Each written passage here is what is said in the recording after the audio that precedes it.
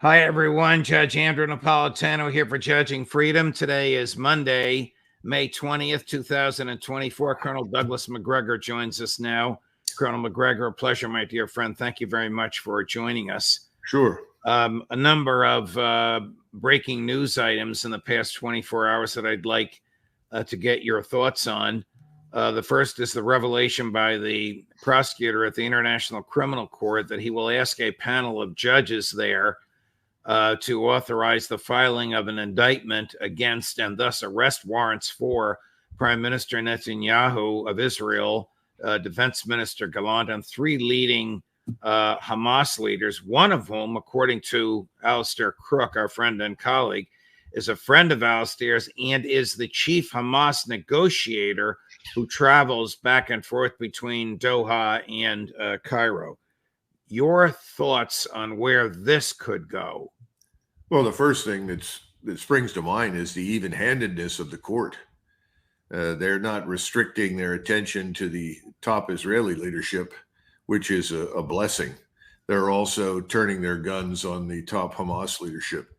Now, whether or not any or all of these men qualify as war criminals is something that will have to be decided in a court of law.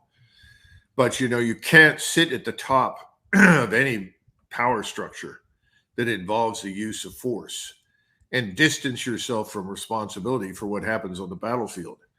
Israeli soldiers have done things that we regard as criminal acts, but they've done them because they were told to. They were encouraged to do so. They were propagandized to do so. I think you can make the same argument about the Hamas types. So in the final analysis, I think this is a more reasonable approach than any other that I've seen. Now, will it make any difference to us?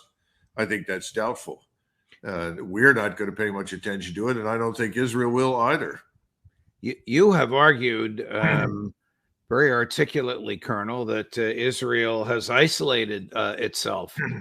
Does this add to that isolation? Is there a level of credibility to an indictment and arrest warrant coming from this court? They indicted and issued an arrest warrant for President Putin, not for waging the war, but for seizing children. He says he seized them to save them, and the court says he seized them to take them away from their parents. I don't know the facts, but the point is,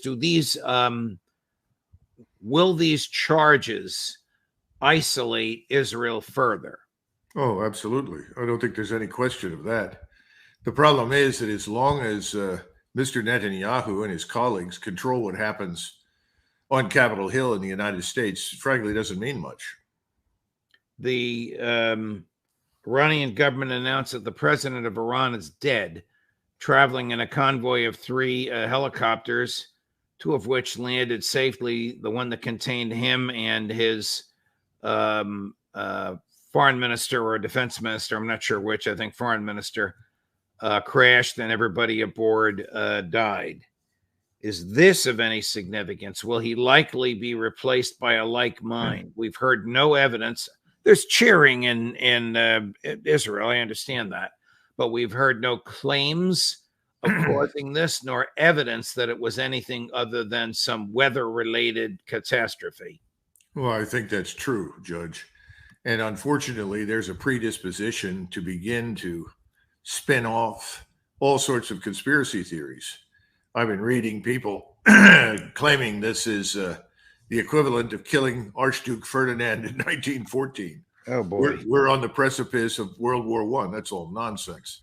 People need to understand something. There's only one state in the region that wants war. That's Israel. And then secondly, the only other state that's interested in war in the region is the United States. Now, I don't think the American people are, but clearly much of Washington is interested in involving itself in a war against Iran. So that's true. But in order to have a World War I scenario, you've got to have multiple actors that are ready and waiting to pull the trigger. That's not the case. The Egyptians right now are prepping and ostensibly mobilizing their forces for action, but they're taking their time. They're being very deliberate, and they're waiting for the Israelis to complete what they've begun in Rafah and the Philadelphia corridor. I think we're going to see more of that, but no one is in a rush to go to war right now. The court in London which everyone thought was Julian Assange's final appeal, ordered him extradited a month ago if the United States satisfied the court that he would be tried as an American citizen, would have all the rights guaranteed to him by the Bill of Rights, could make a First Amendment defense, and would not be exposed to the death penalty. Rather than sending Department of Justice lawyers into the courtroom to make that representation, the United States had a political appointee in the embassy in London send a letter to the court, which the court rejected. So they said he's not being extradited, and he's entitled to appeal to our bosses, our seniors, on these issues. Well, you and I had talked about him before, and I think we concluded that he was probably in a lot of trouble, and if he returned to the United States, he probably wouldn't survive. He'll end up hanging himself in a jail cell or something. So I think it's a blessing that he's not being brought back here. I regret that President Trump did not pardon him, because I don't see him as a criminal who deserves to be killed, which I guess was something that Pompeo argued as head of the CIA to President Trump. I think the court made a good decision. We were stupid, but we are also extraordinarily arrogant. And we think that whatever we say, whatever view we express, should be taken to heart without question. We should be embraced and our will obeyed. I think it's pretty clear that even the British, who are one of the leading vassal states of American military power in its bid for hegemony, is unwilling to do that. Thank goodness. Talking about vassal states, is Israel a vassal state of the United States, or is the United States a vassal state of Israel, or is neither of those the case in your view? Oh, I think that we can make a good argument that this is a wag the dog scenario. Israel's very much in charge. And all you have to do is look at the senators, the self-described Republicans, people like Tim Scott, I think Cruz and others, who are heaping abuse all over the Biden administration for even considering any delay. And now they've got legislation waiting to be passed to ensure that Israel effectively gets whenever it wants it immediately. So I think it's pretty clear that the Israeli government, at least supported by the diaspora in the United States and the wealthy oligarchs that are here, is pretty much getting what it wants. I don't think there's much question about that. So we're responding. The senators you mentioned, there were about 12 of them. I don't know if Senator Scott was on there, but Senator Cruz was one of those who led the charge.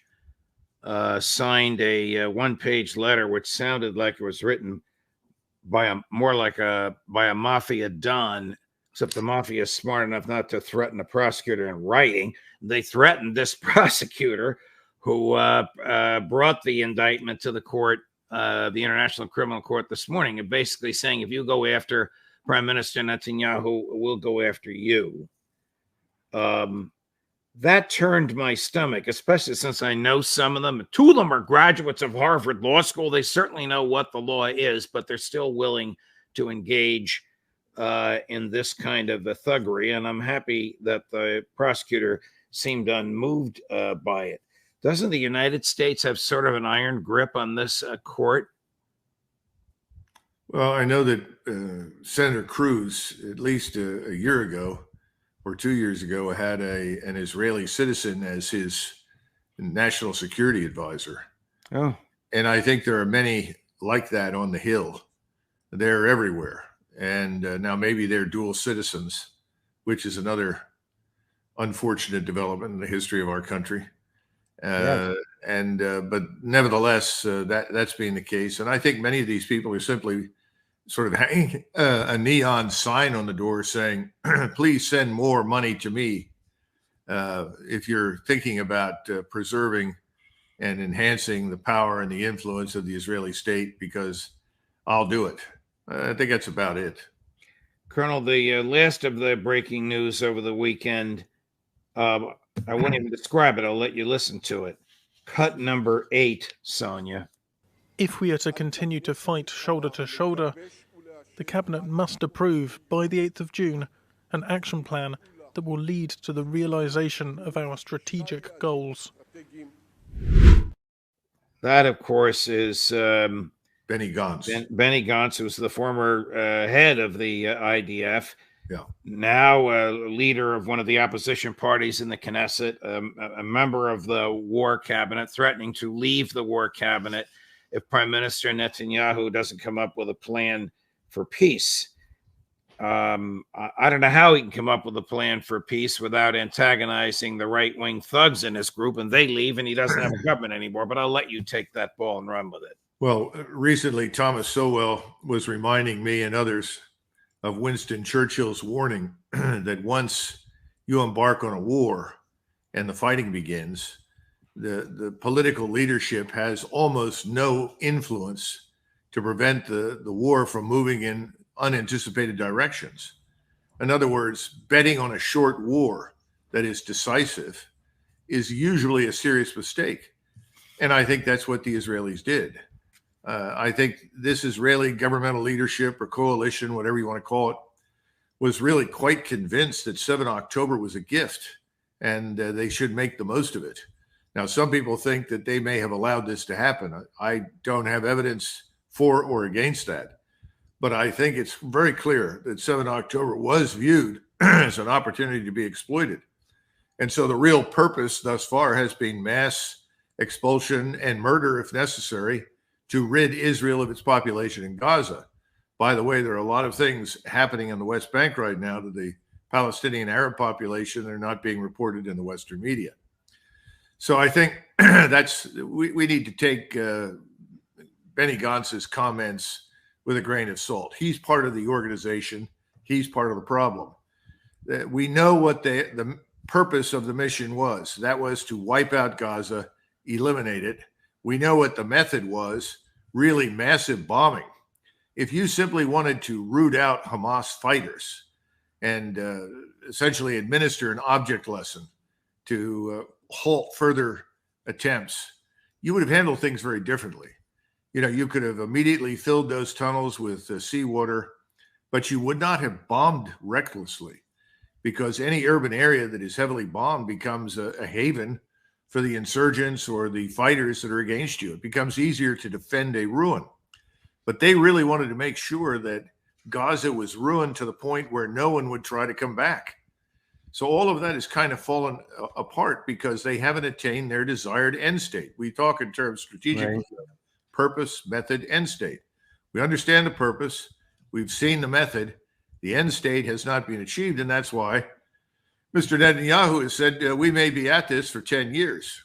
Well, I don't know of any modern state that is willing to spend 10 years at war, particularly against something inside their borders that is as resilient and determined as Hamas and the population are, especially since every day Hamas grows in stature. I imagine that many of their losses have already been made good, that they've had no trouble attracting recruits. And I'm quite sure that Egypt and Jordan and the other Arab states, as well as Turkey and Iran, they're all standing there watching this catastrophe, and it is actually encouraging them. So instead of restoring what the Israelis used to call deterrence, I think the Israelis now look very weak in the eyes of people in the region. And as a result, we're going to see a greater coalition emerge, more resistance, more isolation, and ultimately, I think we're going to see more war. Do you think that if General Gantz became the prime minister, there'd be much difference in the manner in which this slaughter is being conducted in Gaza? Well, he was part of the decision-making process that brought us this far. Right. I think the only thing he would do, conceivably, is argue that perhaps I can find a better way to get this done. In other words, perhaps I can arrange some sort of ceasefire. I can slow down the process of defeat, which is what the Israelis are confronting in Gaza. I can make peace with Hezbollah. I can somehow or another avoid a wider war. I don't know. I don't know that he can. The only way to avoid more isolation and ultimately more warfare is to end the operation completely. I don't think he can do that. I don't think anyone in Israel could do that. Do you? No. Colonel, what do you understand from your sources is happening in either Gaza or the West Bank that the mainstream media in the West is not reporting? Well, who controls the mainstream media in the West? The same I think people. that's the question. And the control over the media indicates an unambiguous support for current Israeli policy and whatever the Israeli state wants to do. If you go public and you start hurling abuse at the Israelis and criticize them for what they're doing, you're going to be cut down to size pretty quickly in the mainstream press of the West. You'll become an anti-Semite, a bigot. You'll be tarnished as pro-Hamas, which of course is absurd. But that's where we are. So I'm not surprised that it's not being reported. Look at the way we have omitted consistently over and over and over again the catastrophe in Ukraine from accurate reporting. I mean, how many hundreds of thousands of Ukrainian soldiers have to die? How many millions have to be wounded before the truth sinks in? And apparently, there's an almost insatiable appetite for Ukrainian blood in Washington. I do want to get over to Ukraine with you, but before we do, are there events, military confrontations between Hezbollah and the IDF in the West Bank that the mainstream media is not even telling us about? Well, there's a lot of evidence that Hezbollah has done a pretty good job of shaping the battlefield, as we call it, to their advantage, systematically attacking what we call command control, communications, intelligence, surveillance, reconnaissance capabilities. They've managed to make life unbearable for the Israelis on the other side of the border from where they are to prevent anybody from returning. So I'd say yes, we haven't been told a great deal about that.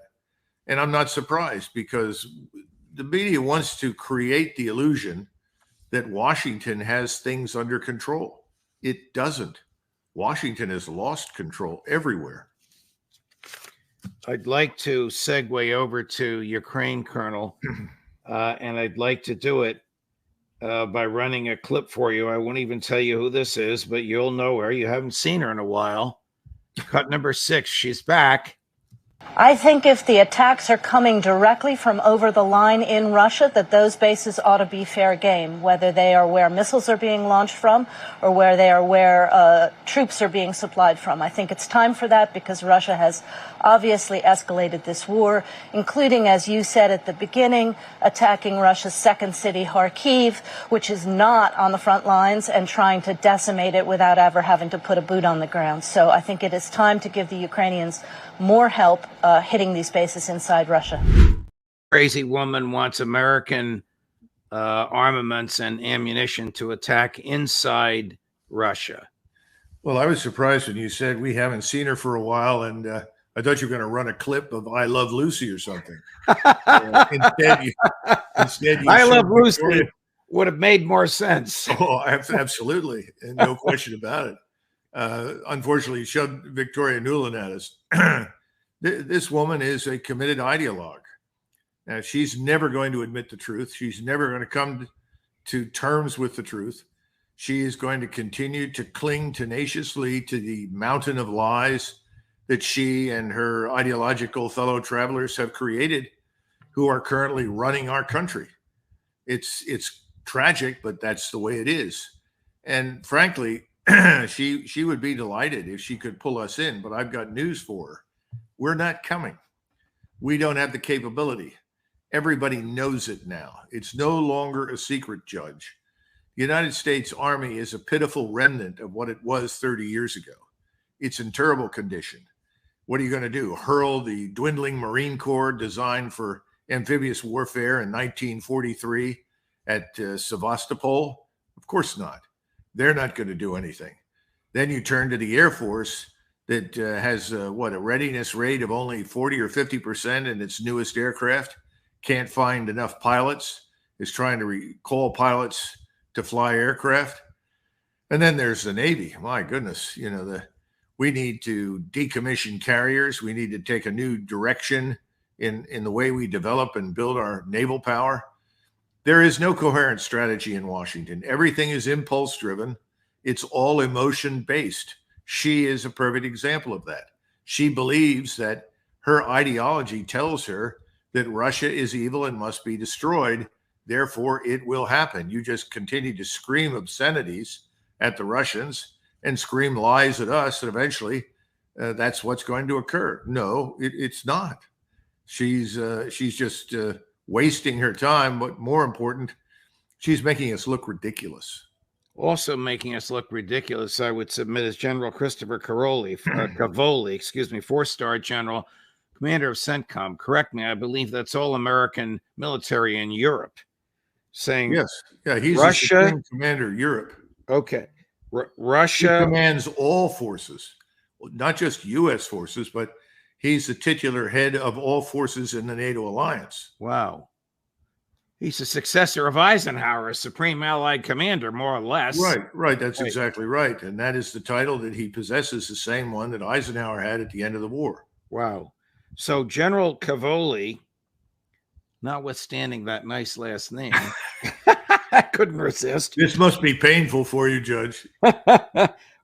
Well, it's not painful for me to introduce you to disagree with him, because he says Russia lacks the number of troops and skills, lacks the capability for a breakthrough, and his buddy Admiral Bauer, of whom I've never heard, says Russian troops, this is crazy, are of an inferior quality to American and to Ukrainian troops. I don't know where these two fellows come off with this. Well, I haven't heard much from Admiral Bauer lately. His name would indicate he's German, but perhaps he's Dutch or Danish. I don't know. But I assume with the name Bauer, he's a German. And obviously he feels compelled to weigh in because the current German leadership in Berlin wants to maintain the fictional facade that we've been discussing for most of our interview. As far as Cavoli is concerned, he's a very disappointing member of the 4-star, 3-star community. All of these people have sold themselves to whomever was willing to promote them.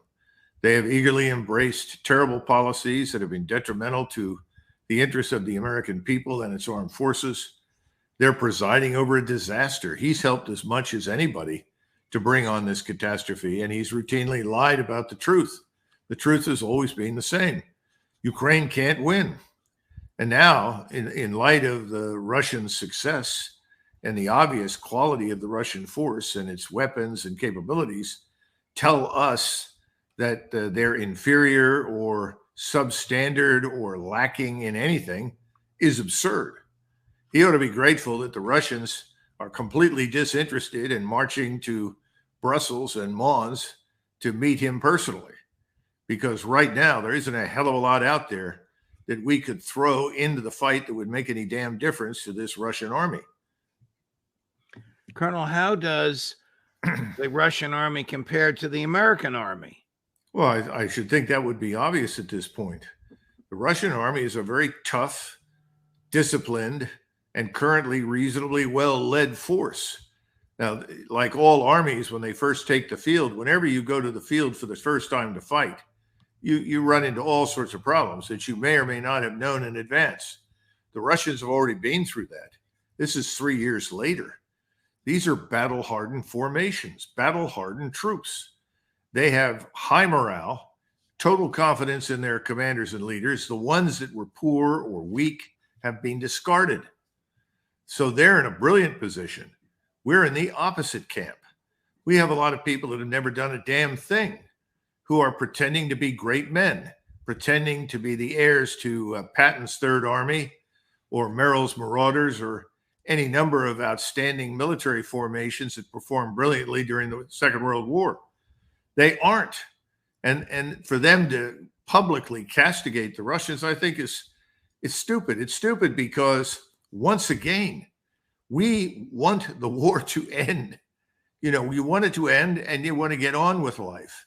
And you would like to have some sort of amicable solution with which both we, the Russians, the Ukrainians, and others in Eastern Europe can live.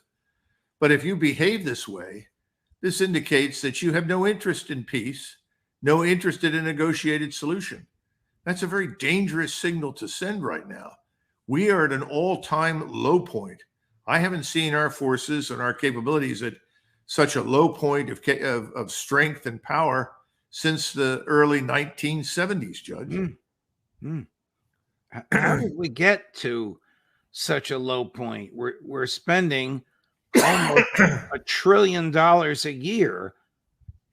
You know, I don't want to sound like a member of Congress, because they equate all this money with the defensive greatness. So it's obviously not going to build up the morale and the strength of the troops. Let me alter my question. What you just said, comparing the American military to the Russian, do NATO countries understand this, or do they really think that they can help Ukraine beat Russia and that Putin is bluffing? That's a good question. I can't give a definitive answer for everybody in Europe. I think it's mixed. I know a number of Germans and some Poles, some Czechs, Hungarians. I don't think that they are delusional. Now, I'm talking about people below the rank of full colonel, people who are largely captains or majors. And I think they have a more realistic view of just what a tough adversary Russia is. So I don't think that's the case. Friedrich Nietzsche, the great German philosopher of the modern world, he said something that we should always keep in mind. War makes the victor stupid. And in 1991, we had, by any stretch of the imagination, certainly by modern standards, a relatively easy victory. Now, we can say that victory was more easily achieved than we thought, because we were so much better equipped, better organized, better trained, and so forth. I think that's true partially. We also did not fight one of the best armies in the world. It was large. It had a lot of capability that it never used very effectively. But it also wasn't the Soviet Third Guards Tank Army. It was certainly not, the Waffen-SS Panzer Corps. So we came out of that war and we decided, and of course this is reflected in Wolfowitz's famous memorandum that we now refer to in retrospect as a sort of unipolar strategy. We came out of it with the view that we could pretty much bully anybody we wanted to, that no one out there could really stand against us. But at the same time, the force itself atrophied. Not only did it grow smaller, although we never reduced the numbers of generals, obviously. We, in fact, added numbers of generals while we were reducing by hundreds of thousands people that could actually fight and deploy and fight. But I think we then tinkered with the force. We made decisions that were short-term, that were designed to pour money into silver bullet technology, most of which never worked. I mean, just within the last couple of days, articles are coming out indicating that the Army, much like the Navy some time ago, concluded that investing in laser technology was probably a waste of money. Well, there were a lot of people that looked at this and said, yes, for the moment it is. And we shouldn't hang much on it. But the generals have behaved as children in Toys R Us. You'll remember that old store? They could go into the defense industry and they would be handed limitless quantities of cash by Congress to go buy whatever they wanted. In the meantime, the forces themselves grew smaller, remained anachronistic, if not antiquated. And today, if you look at the Army in particular, it wants to refight World War II again. It wants to default back to organizations and ways of doing business that we had in 1944. It's unbelievable. The Navy isn't much better off. And I think the Marines, they've now gone down to Dream World to become rocketeers, and they're trying to organize against one enemy that they may likely never fight. I could go on and on. Then the Air Force, of course, pours enormous quantities of money into super manned aircraft, and they're not performing up to expectation. So it's a large problem, and we're in no position right now to go into a major war with anybody. If we do, we risk almost certain defeat. A brilliant off-the-cuff analysis, Colonel, if I may say so, of the deplorable state of American defenses. Does the West understand? I alluded to this earlier. Does the West understand that when President Putin makes a threat, he is not bluffing? I would hope so. but clearly there's still evidence that people don't get it. And this is not new. Sometimes, no matter what kind of evidence is presented to the contrary, threats are not taken seriously. Genghis Khan famously attacked states and peoples across Central Asia who had injured or murdered or mistreated his ambassadors. He never struck without a reason to do so. But what he found over and over and over again was that his victims fell to the same tactics that had worked so brilliantly previously. And the capability and the power of his force was never fully appreciated until it was too late. So to some extent, I think we are viewing the rest of the world through the same lens. In fact, I hear it all the time when you talk about economics and finance. Oh, don't be ridiculous. Why would anybody take the BRICS seriously? We're the financial hegemon. No one can do business without us. Our dollar is indispensable. Well, I think we're finding out that that's not true.